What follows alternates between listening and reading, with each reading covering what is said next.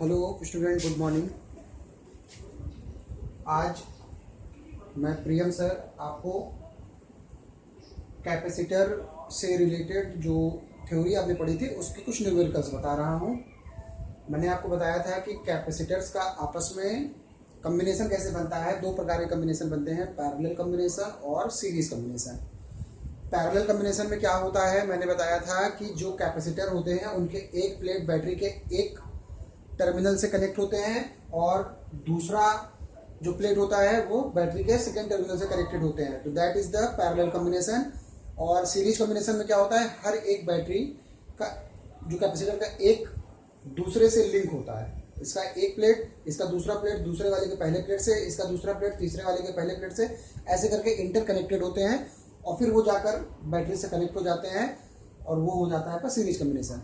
तो इन कम्बिनेशंस में, parallel combination में सारे कैपेसिटर्स आपस में ऐड अप हो जाते हैं और सीरीज में क्या होता है, उसका इनवर्स ऐड होता है। तो आज आपका क्वेश्चन जो दिया हुआ है, in this question it is given that दिए गए परिपथ की तुल्यधारता ज्ञात करें। In the given circuit calculate the equivalent capacity. तो देखिए ये पहला वाला है, ये फर्स्ट है। ओके, इसमें क्या किया गया है कि 1 2 3 4 5 ये 5 कैपेसिटर ऐसे हैं जो आपस में पैरेलल कॉम्बिनेशन में दिख रहे हैं, सीधी सीधी सी। देखिए इनका एक एक एक एक एक जो कैपेसिटर का पहला प्लेट है वो बैटरी के टर्मिनल से जुड़ा हुआ है और ये जो सेकंड प्लेट है वो आपस में कनेक्ट है यहाँ तक। तो इसका मतलब ये कॉम्बिनेशन आपका कैसा हो गया, पैरेलल कॉम्बिनेशन हो गया। अगर ये पैरेलल कॉम्बिनेशन है तो 1 microfarad 1 microfarad 1 microfarad 1 microfarad 1 microfarad, ये आपस में कितने हैं, टोटल 5 है। तो ये 5 आपस में ऐड अप हो जाएंगे क्योंकि पैरेलल कॉम्बिनेशन में हम जानते हैं क्या होता है, सारे के सारे कैपेसिटर आपस में कनेक्ट हो जाते हैं। तो अगर हम इनको कैलकुलेट ना करके डायरेक्ट हम लिखना चाहें तो we can write it like this. ये हो जाएगा 1 माइक्रोफैरड 1 माइक्रोफैरड 1 माइक्रोफैरड, पूरे मिलकर हो जाएंगे टोटल 5 माइक्रोफैरड। ठीक है, तो 5 माइक्रोफैरड हो गया आपका यहां तक का जो प्रोसेस था। अब ये देखिए यहां से ये 5 माइक्रोफैरड, देखिए बैटरी का एक प्लेट कैपेसिटर का यहां पे कनेक्ट है, इसका दूसरा प्लेट दूसरे कैपेसिटर के पहले प्लेट से कनेक्टेड है, फिर इस वाले कैपेसिटर का दूसरा प्लेट तीसरे वाले के पहले से कनेक्टेड है। इसका मतलब अब ये टोटल कॉम्बिनेशन कौन सा हो गया, सीरीज कॉम्बिनेशन। सीरीज कॉम्बिनेशन हो गया।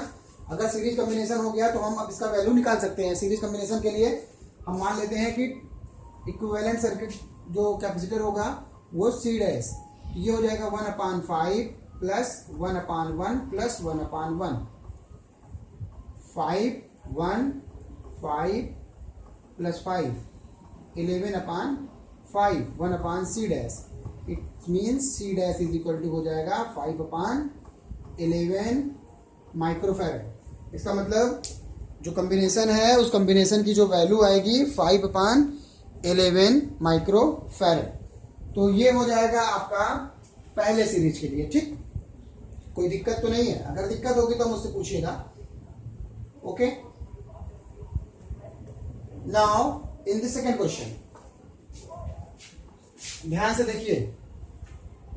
सर्किट को अगर आप बहुत ध्यान से देखते हैं तो आपको चीजें क्लियर हो जाती हैं, अदरवाइज कंफ्यूजन हो जाता है। देखिए इसमें क्या है, P एंड Q। P का देखिए ये पहले कैपेसिटर का एक टर्मिनल P से कनेक्टेड है, फिर अभी आप ऐसे चलना शुरू करिए, P से देखिए ये वायर आ रहा है, ये आ गया। अब इसका दूसरा ये ऐसे गया है, मतलब पहले कैपेसिटर का जो दूसरा प्लेट है वो दूसरे के पहले से जुड़ा हुआ है, फिर दूसरे का जो दूसरा है वो किससे जुड़ा हुआ है, तीसरे के पहले से, तीसरे का दूसरा जो है चौथे के पहले से, चौथे का दूसरा जो है बैटरी से। इसका मतलब हर एक कैपेसिटर का एक प्लेट दूसरे से इंटरलिंक्ड है। इसका मतलब ये कॉम्बिनेशन कैसा है, सीरीज कॉम्बिनेशन है।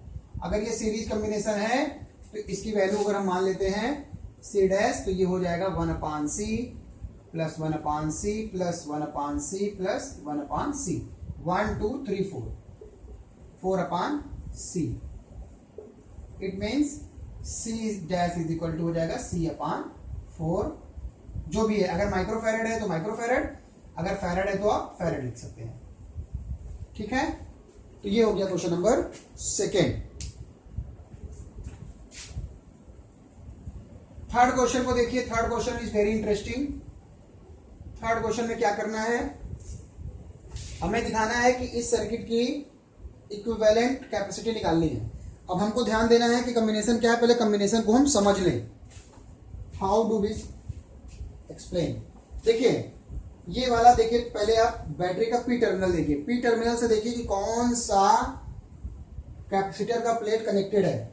पहले यहां ये देखिए, ये इस पी से C1 का पहला कनेक्टेड है, फिर ये देखिए वायर कहां गया, ऐसे गया हुआ, ये ऐसे गया हुआ है, यहां पे आके जुड़ गया, और इससे जुड़ने का मतलब क्या हुआ कि C2 और C3 भी इस वायर से कनेक्टेड है।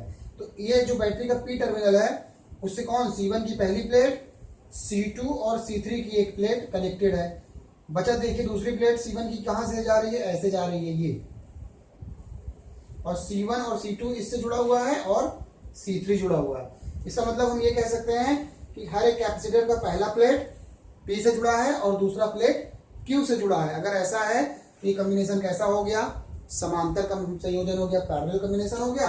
और पैरेलल कॉम्बिनेशन के लिए अगर हम इक्विवेलेंट सर्किट निकालते हैं तो ये आपस में C1 plus C2 plus C3, ये आंसर हो जाएगा। This is your required answer. अगर C1 C2 और C3 की वैल्यू दी होगी तब आप उसकी वैल्यू रखेंगे, otherwise C1 plus C2 plus C3 हो जाएगा।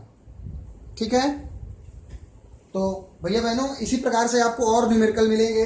कुछ न्यूमेरिकल्स थोड़े और क्रिटिकल हैं, आप एनसीईआरटी के क्वेश्चन सॉल्व करने की कोशिश करिएगा। If you have any problem मुझे मैसेज करिएगा, मैं आपको और क्वेश्चन एक्सप्लेन कर दूंगा।